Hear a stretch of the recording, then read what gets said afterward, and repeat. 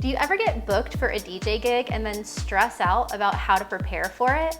I've played more than 100 gigs in the past couple years, and in this video, I'm gonna teach you my exact system for preparing for gigs, which has never failed me. The technique I'm going to teach you in this video, I learned from the owners of DJ School Amsterdam, so shout out to them, but I'm so glad that I did because this system works for any size gig, big or small, and it even works if you don't have time to prepare for your gig. So the first thing I do when I get booked for a gig that I have time to prepare for is I'll create a folder in Rekordbox instead of a playlist, and I'll title that folder with the name of the venue, the name of the gig, and sometimes also the date.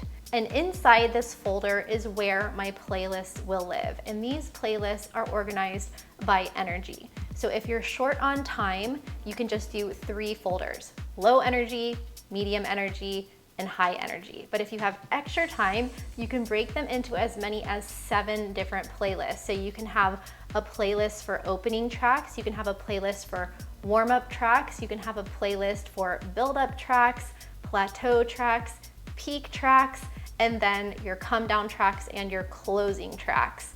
So if you're going to be closing out the night and you want something to play at the end, you don't have to just go digging through your entire music library. You already have selected like maybe 5 tracks that could work for closing tracks. And the reason this works is because every time you play a gig, music is energy, right? You are giving energy to the crowd. They are hopefully giving energy back to you.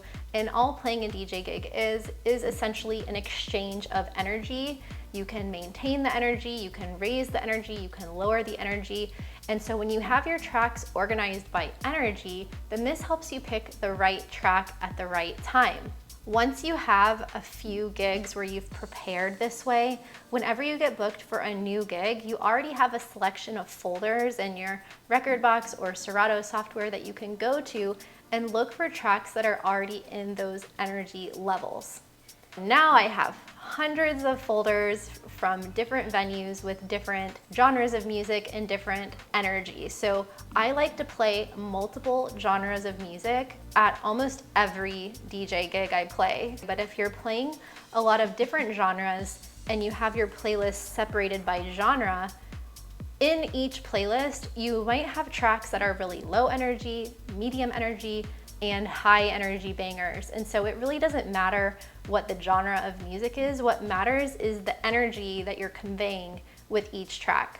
Now, if you're playing an opening time slot, then you're probably going to want to have more tracks in your opening folder or more tracks in your warm-up folder. There could be opening slots that you're playing where you basically never leave the opening or warm-up folders. You're just kind of coaxing the energy along. Maybe the venue is still really empty and you don't ever need to build the energy that much. And there might be other venues where you get there and you play 1 or 2 opening and warm-up tracks and it's already filling up and like high energy, and you maybe want to start building a little bit faster than you would have if the dance floor was empty.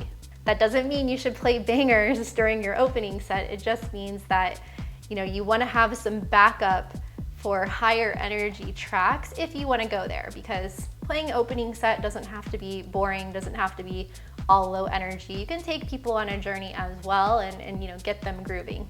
Anyway, I digress. So if you already have some playlists for the gig that you're preparing for, you can go into those playlists and start moving them into your new folder with your new list of playlists and organizing them by energy. Once you've been doing this for a long time, every time you go to prepare for gigs, you will already have a lot of folders with the energy levels that you're looking for, and it'll be really easy to pull over tracks into a new folder for a new venue.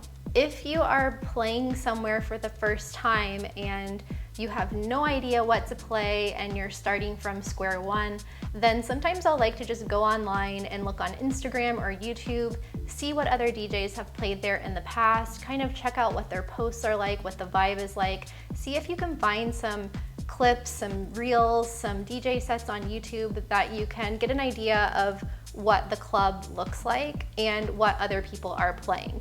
Now keep in mind that one club might have a reggae night, might have like an EDM night, might have a techno night. So you're probably gonna find a lot of different things, but try to find other DJs that have played a similar style to you, similar genres, and that can give you some ideas for where you want to go.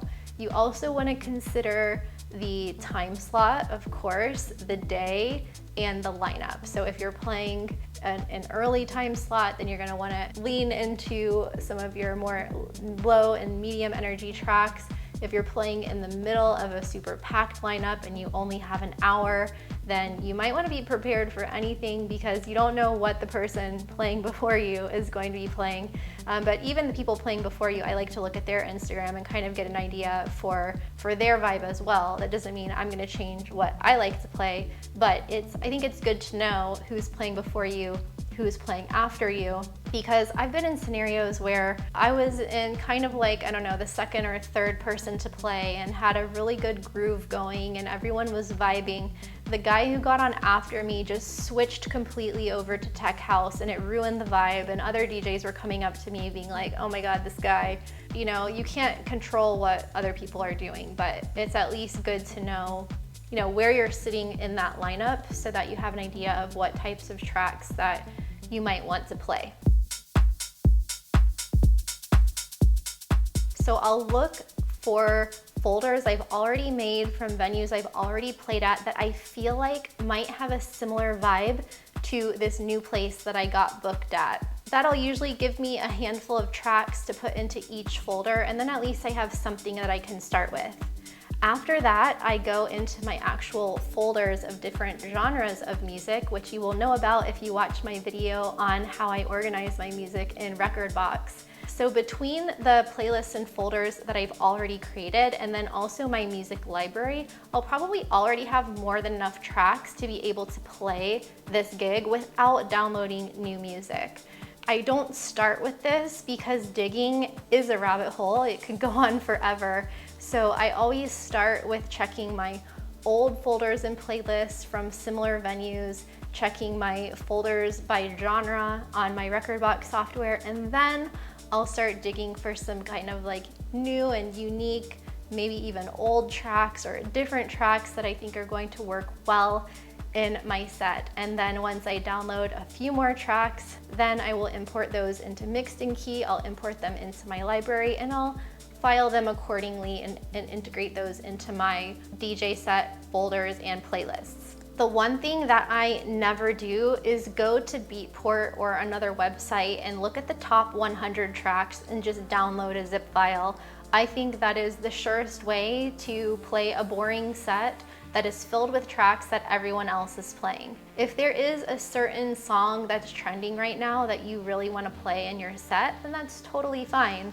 But it's so often that I go out in Miami and I hear the same tracks being played over and over again. So I really only go to Beatport if I'm looking for a specific track that I can't find on other websites.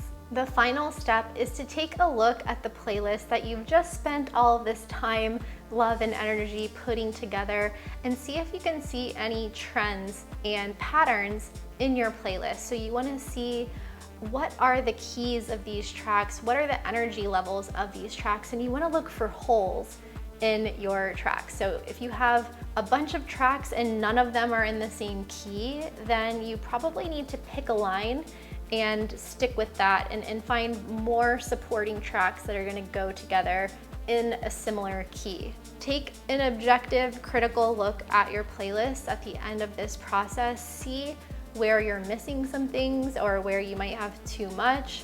If you go into a gig and you have 300 songs on one playlist, then you're gonna feel a bit lost. So I like to keep each playlist like max 50 songs, like probably 20 tracks on each one, because unless you're playing a marathon 8-hour set, you don't need that much music and it'll be overkill.